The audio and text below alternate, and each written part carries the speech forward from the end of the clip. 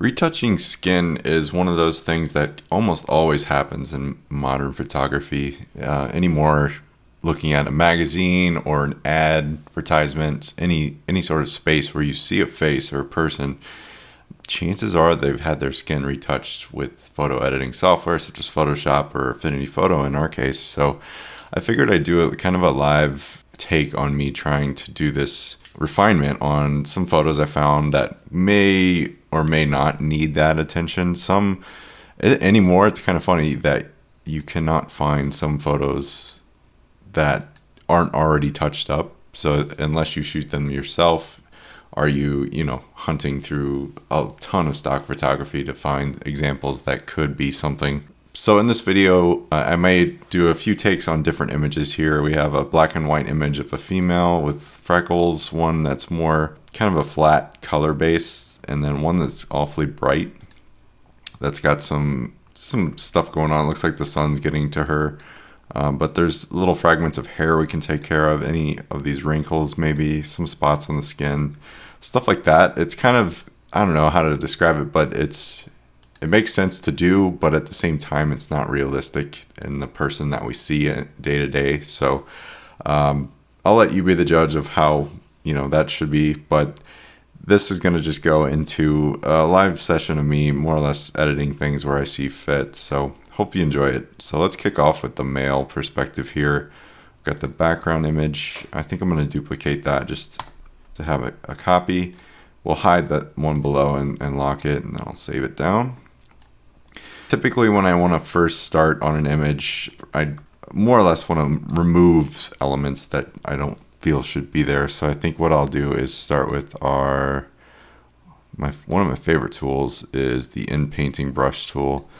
And this tool is handy in the sense that you can just find the layer you're on, click, and it'll start to sample areas around a fragment that you kind of want to remove and do its best to go ahead and do so. So it's a little hard, so we can actually adjust that and make it a little toned down.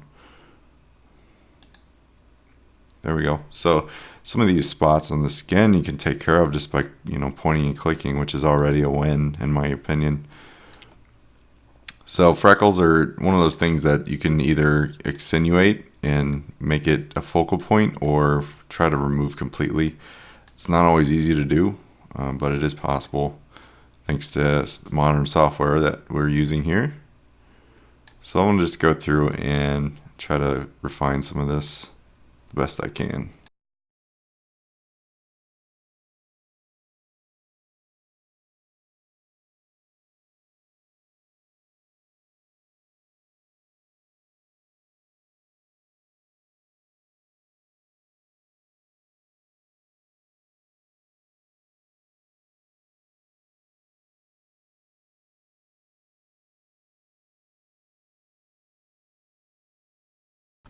Okay, so I've removed quite a bit of, I'm not calling them imperfections, but just wrinkles that come about as you age as an adult.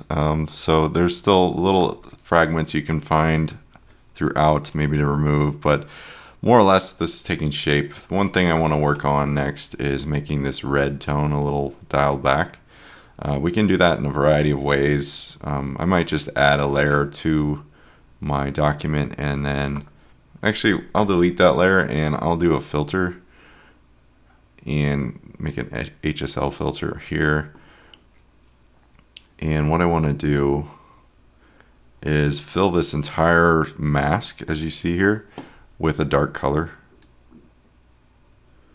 So let's go to Edit, Fill, and you can choose a custom. I'm going to do black because I want the mask to be totally filled.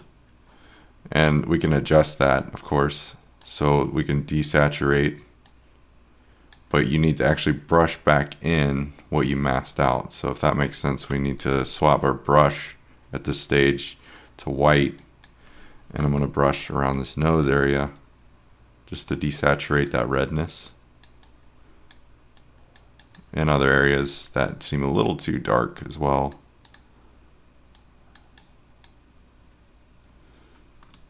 Might undo a few of those strokes. So it kind of desaturates it, but we can always add some back with this dial here. Great. So overall, I think I like the results there. Go here, we've got before, and then our current adjustment is after. So you can see quite an advantage of just using a couple tools plus some layer adjustments to make a difference here. So that one's looking good. The female, this one's a little blurry sadly, so I'm gonna just do a little bit of the same techniques here, but black and white, it should work the same way. You just need to duplicate the layer. I'll hide this one. And we'll do the inpainting brush tool here. And just the main troublemaking spots, I would say, is what I'm going to take care of on this one. There's a lot I could do since there's so many freckles and stuff, but we don't need to completely remake the face. It would be kind of cheating and probably less realistic in the end.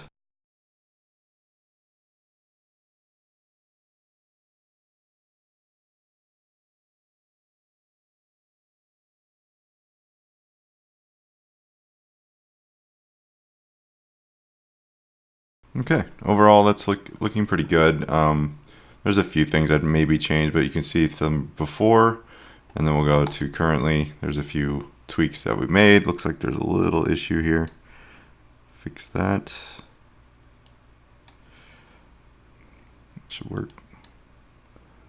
Okay, so we can always, of course, add more layer adjustments here if we need to. We can just add maybe a levels to enhance these blacks in this photo.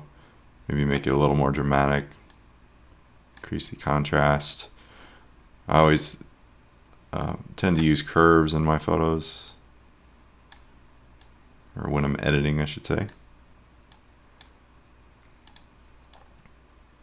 Great. So that's the fully edited version, I'll call it, and this is the before, and this is after. So the next one is a colored image, but it's kind of toned down, so I might enhance it as well as maybe do some cleanup around.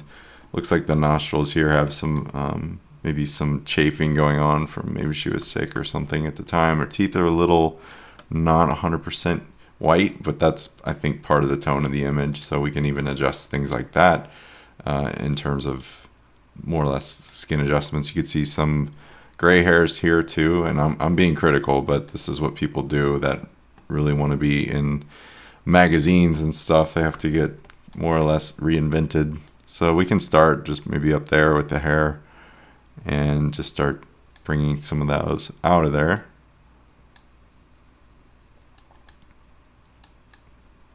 There's not too many.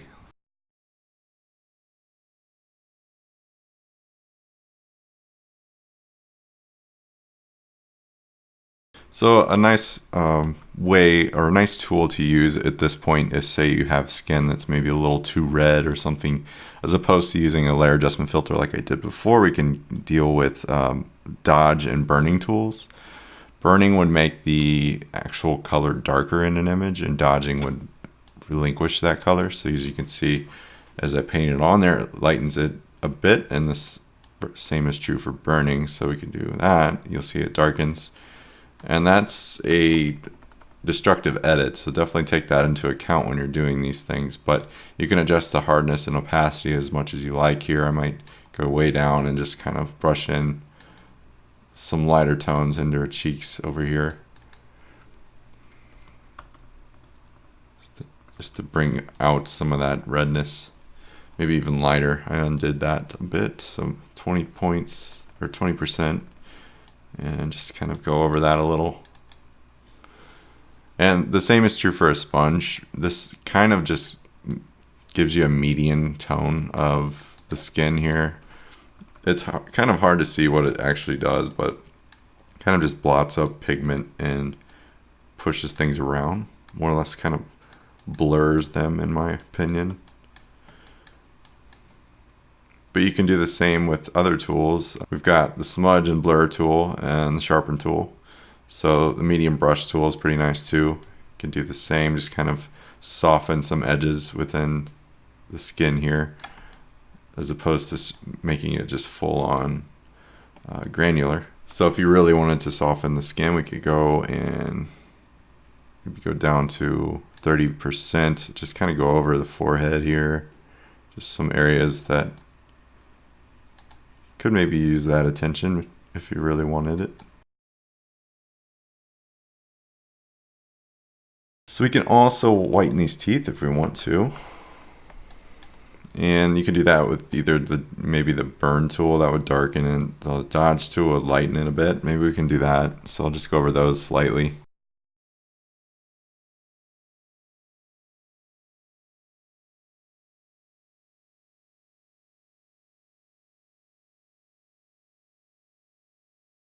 Cool. All right, so I'll add maybe a few adjustments as well. We can do levels again. Kind of just pump up the tones. Exposure is kind of a fun one. Just brightens the image a bit. And why not some curves?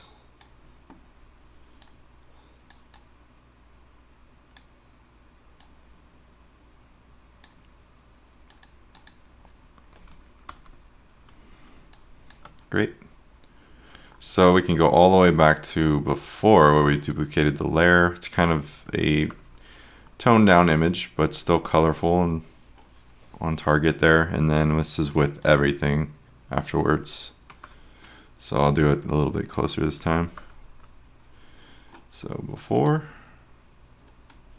and after. So obviously you don't want to go too crazy with these effects. You just want to more or less clean up some things that just come about in an image. So for instance, his nose was quite red. That's just something that happened by that time that photo was shot. So you might just want to adjust it accordingly. And this one is kind of the same case.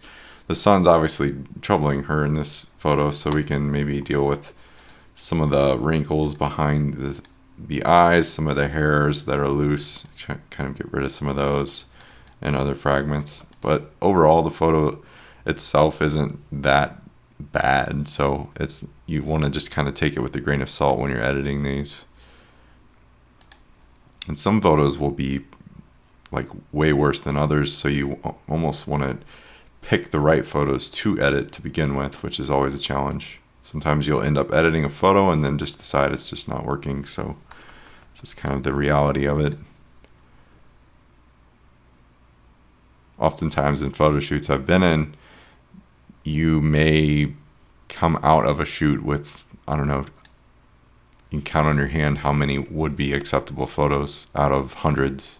So it's kind of a whole process to get it to really work. It's almost like luck at the same time. So I'm just going to move some of these loose hairs if I can. Yeah, it's a little too far.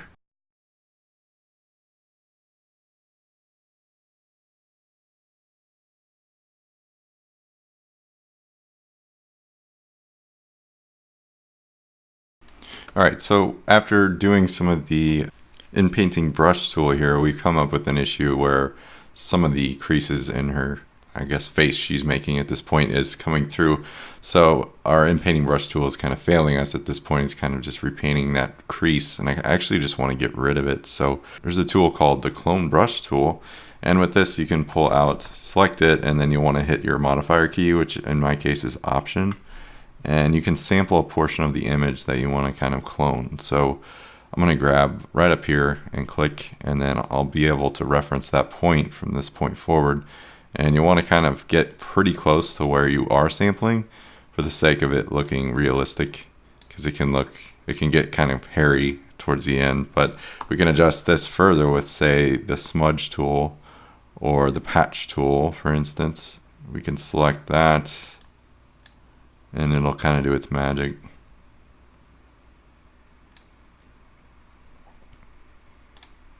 Yeah, that's a little too far. So I'll deselect that. I think I'm going to go back to, maybe we could try the Blemish Removal tool.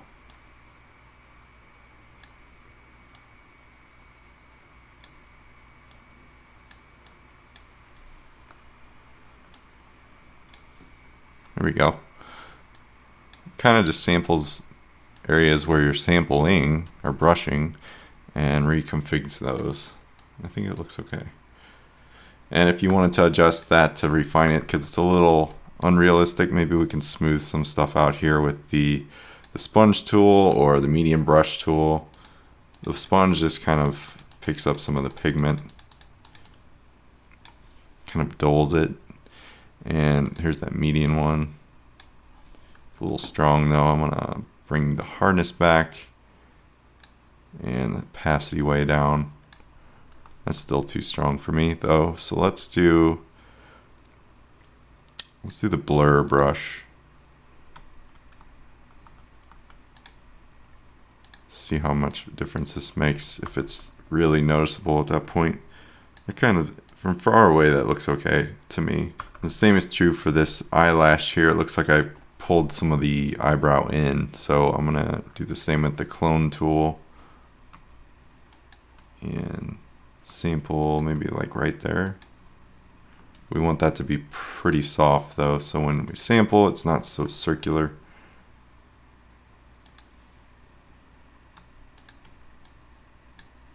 It's a tough spot though, so let's see.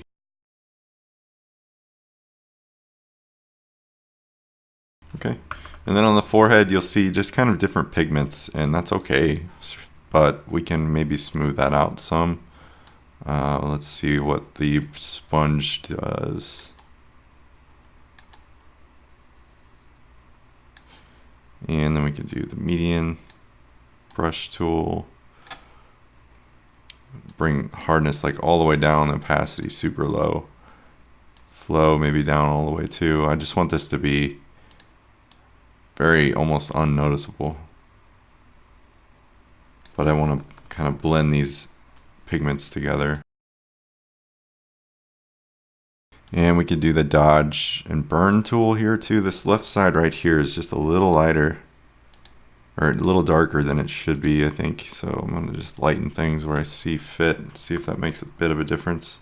Kind of does.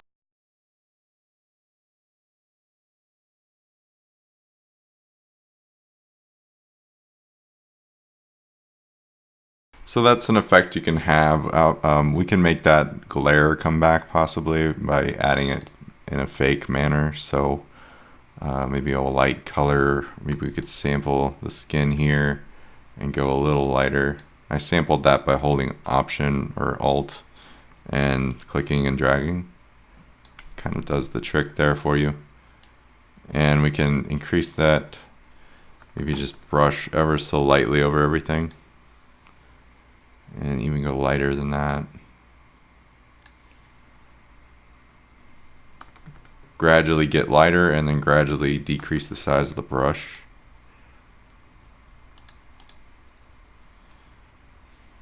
Kind of has a focal point on that glare. And then we can increase the opacity a bit. Probably do a little bit bigger of a brush and then call that good.